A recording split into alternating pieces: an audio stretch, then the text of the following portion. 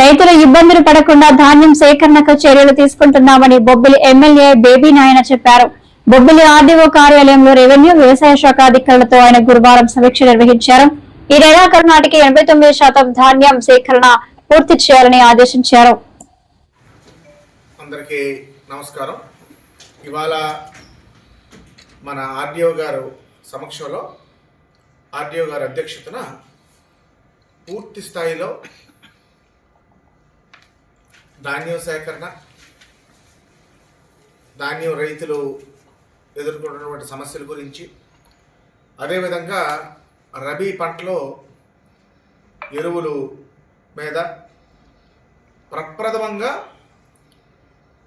ధాన్యం సేకరణకు సంబంధించి ఒక రివ్యూ చేయడం జరిగింది.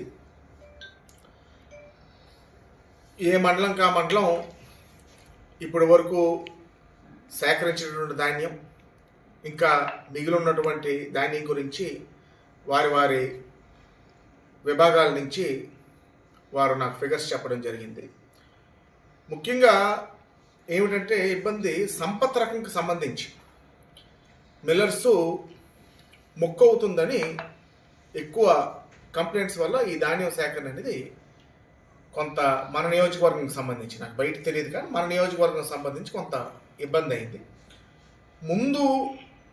ముందు ఏవైతే తడి ధాన్యం అవనివ్వండి మెషిన్స్ ద్వారా వెళ్ళినవి కొంత ముక్కైన మాట వాస్తవమే కొంత, కానీ కాలక్రమేణా ఇప్పుడు ఎండ పెరిగాక చెమ్మ లేని ధాన్యం ఏదైతే వెళ్తుందో ఇప్పుడు ఆ ముక్క అవడం శాతం అనేది పూర్తిగా తగ్గిపోయింది. ఒక విషయం నేను చెప్పదలుచుకున్నాను.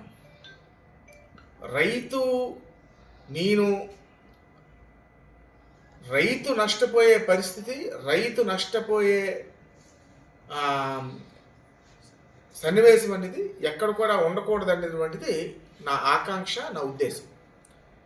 ఇప్పుడు ఏంటంటే బస్తాల బరువు వరకు ఎక్సెస్ ఇవ్వడం అది ఎప్పుడు కూడా ఉన్నదే, ఎప్పుడు ఉన్నది ఆనవాయితీ. కానీ దానికి మించి ముక్క అవుతుంది ఇంకా ఎక్స్ట్రా తీసుకున్న దాన్ని నేను రిజిస్టర్ చేశాను. దానివల్ల కొన్ని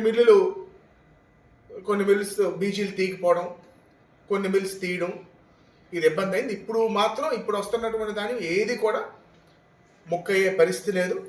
నేను మిల్లర్స్ అందరితో కూడా మాట్లాడతాను.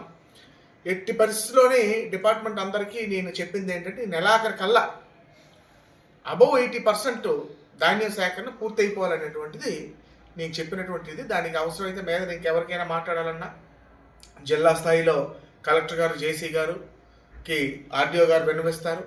ఇంకా మీదకి ఇంకెవరితోనైనా మాట్లాడాలన్నా అవన్నీ కూడా మాట్లాడి ఎట్టి పరిస్థితి నెలాఖరికి, ఎందుకంటే జనవరి 1st వీక్ నుంచి అందరూ కూడా పండగ మోడ్లోకి వెళ్ళిపోతారు. కాబట్టి సంతోషంగా రైతు అన్నోడు సంతోషంగా పండగ జరుపుకోవాలన్నటువంటిది ఈ ప్రభుత్వం యొక్క ఆకాంక్ష, అధికారుల యొక్క ఆకాంక్ష, ముఖ్యంగా మా ఆకాంక్ష. కాబట్టి 80 to 90% ధాన్యం సేకరణ అనేది ఈ నెలాఖరికల్లా కంప్లీట్ అయిపోవాలి. ఎక్కువ ఇబ్బంది పడుతుంది అంటే ఎక్కువ స్టాక్ ఉన్నది, మంచి పంట రావడం వలన, ఇతర పంటలు తగ్గిపోవడం వలన, ప్యాడీకి ఎక్కువ ప్రాధాన్యత ఇవ్వడం వల్ల ఎక్కువ ఒత్తిడి అనేది బొబ్బిలి మండలంలోని, తెల్లం మండలంలోనే ఉంది మేము గ్రహించినటువంటి విషయం. కాబట్టి బీజీలు ఇక్కడ ఎక్కువ సేకరించి ఎట్టి పరిస్థితిలో కంప్లీట్ చేద్దాం అనేటువంటిది అధికారులందరికీ కూడా ఆదేశాలు ఇవ్వడం జరిగింది. ఆర్డీఓ గారు కూడా పూర్తి స్థాయిలో పర్యవేక్షిస్తారు. మార్కెటింగ్ కమిషనర్ గారు అవనివ్వండి, సివిల్ సప్లైస్ కమిషనర్ గారితో నేను కూడా టచ్లో ఉన్నాను. రైతు అన్నోడు నష్టపోకుండా ఎట్టి పరిస్థితిలో మన కొంత తుఫాన్ రావడం వల్ల, కొంత ధాన్యం లేటుగా కోతలు అవ్వడం వల్ల, ఇంతకుముందు ఏంటంటే మనకి దీపావళి ధాన్యం అని కోత అయిపోయింది.